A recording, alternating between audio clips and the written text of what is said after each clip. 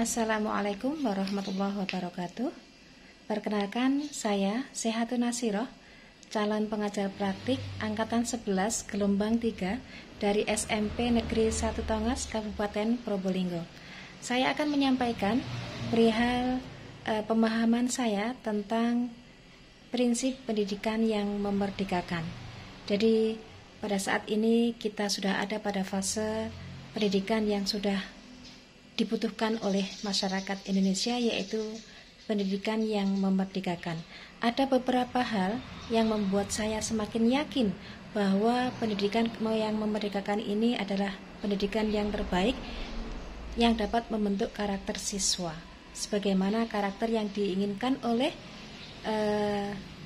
profil pelajar Pancasila, yaitu beriman, bertakwa kepada Tuhan Yang Maha Esa dan berakhlak mulia, berkebinekaan global, gotong royong, mandiri, kreatif, dan berpikir kritis. Jadi bernafas dari 6 dimensi Pancasila, saya meyakini bahwa pendidikan yang memerdekakan sekarang sudah mulai harus saya kejar. Yang pertama, prinsip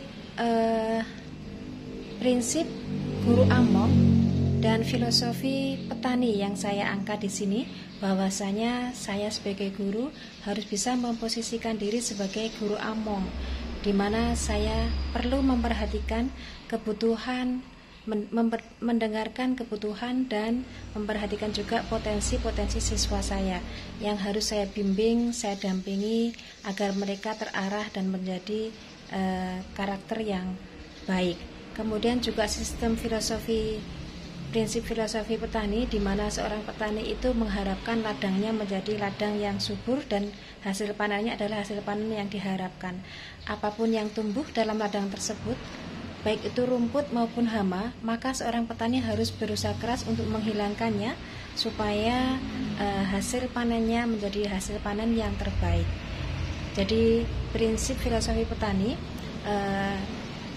hasil tanaman yang dihasilkan adalah seperti apa petani tersebut menggarap sawah ladang garapannya.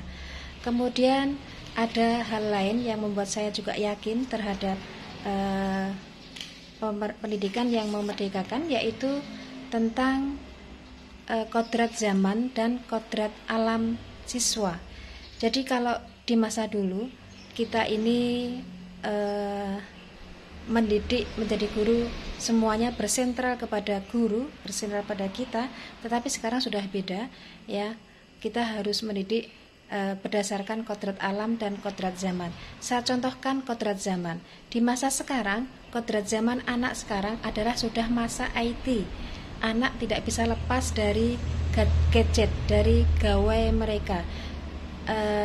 Tidak ada larangan anak untuk membawa HP ke sekolah menurut saya, karena mereka sudah 24 jam di rumah itu selalu dengan HP-nya. Jadi ketika kita melarang mereka membawa HP, yang kita dapatkan adalah masalah. Jadi mereka akan berontak dan melawan. Hanya kita harus membimbing cara penggunaannya, jangan sampai mereka tidak terarah begitu. Jadi satu pemantik yang kita berikan kepada siswa, saya yakin mereka sudah mulai terulik dan mulai mencari sendiri rasa ingin tahunya.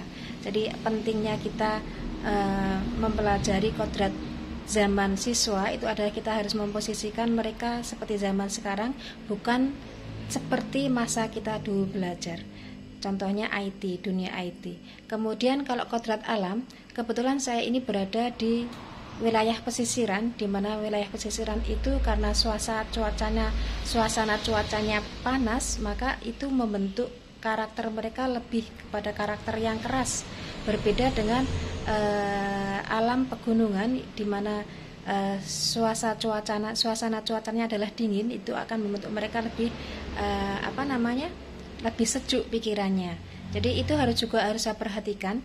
Di samping juga saya mungkin akan membekali siswa saya. Ketika saya tahu bahwa siswa anak saya adalah anak pesisiran, saya tidak mungkin mendidik atau membekali mereka dengan bercocok tani di daerah pegunungan begitu. Mungkin mereka lebih tepat kita arahkan kepada sebagai seorang nelayan, jika memang kita mau mengarah kepada pendidikan lebih lanjut mereka. Kemudian saya juga memiliki sebuah pemikiran yang semakin positif dengan pendidikan yang memerdekakan ini, yaitu pembelajaran berdiferensiasi. Pembelajaran berdiferensiasi saya rasakan sangat bermanfaat. Kenapa? Karena ternyata siswa didik kita itu tidak semuanya memiliki kecerdasan yang sama.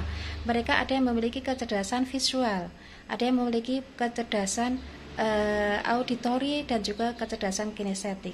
Salah satu saya ambil contoh, saya punya siswa yang katakanlah dia sulit untuk diam. Hampir semua guru mengeluh dengan tingkah lakunya yang selalu keliling, tidak pernah sulit untuk diam dan selalu berputar-putar di dalam kelas. Saya ambil kesimpulan bahwa anak ini adalah anak kinestetik. Ternyata kita punya dialog dengan anak tersebut, bahwa anak tersebut adalah anak sepak bola. Dia sekolah, dia juga ada sekolah eksternal, yaitu sekolah sepak bola. Kalau kita perhatikan, kita analogikan, anak sepak bola itu kan berarti anak yang selalu mengejar bola. Di mana ada bola dia selalu akan berlari mengejar. Begitu kan anak sepak bola. Makanya yang terjadi di kelas, dia jarang diam. Dia selalu akan mencari di mana ada peluang dia bisa untuk ngobrol, untuk guyon, untuk bersenang-senang. Itu yang saya pahami. Dan ketika saya ajak kelas ini keluar kelas untuk menerapkan pembelajaran yang saya ajarkan, materi yang saya ajarkan, saya kaitkan dengan sebuah bola, yaitu pembelajaran kol-kolah. Saya kaitkan dengan bola yang memantul. Si anak ini begitu antusiasnya belajar walaupun dia tidak paham apa materi itu, tapi dia antusias dengan bolanya. Itu salah satu pembelajaran berdiferensiasi yang saya dapatkan dari kurikulum yang sekarang ini, bahwa ini sangat membantu saya untuk memahami dan mendalami kecerdasan siswa. Kemudian saya juga mendapatkan keyakinan tentang pembelajaran sosial emosional. Saya guru SMP, di mana di sini adalah masa transisi antara SD dan SMA. Saya katakan kalau SD mereka bukan, anak SMA pun mereka juga belum. Jadi kalau anak SD mungkin hanya dibilang, ayo nak masuk gitu, anak sudah masuk karena nurut apa kata bu gurunya. Kalau anak SMA mungkin tanpa kata-kata sudah dilihat saja, atau dengan acungan jari begini mungkin sudah paham, merasa akan lebih peka dengan maksudnya bu guru, maksudnya guru. Tapi kalau anak SMP selama ini saya mengamati tidak. Jadi kepekaan rasanya juga belum. Kemudian tangkap perintah dengan verbalnya juga kadang diabaikan begitu. Jadi SD bukan, SMA belum. Artinya di sini kita harus memiliki kekuatan sosial emosional terhadap peserta didik kita. Begitu. Jadi alhamdulillah dengan prinsip pendidikan yang memerdekakan, saya semakin yakin bisa akan membawa pendidikan ini akan semakin lebih baik dan berkarakter. Terima kasih. Assalamualaikum warahmatullahi wabarakatuh.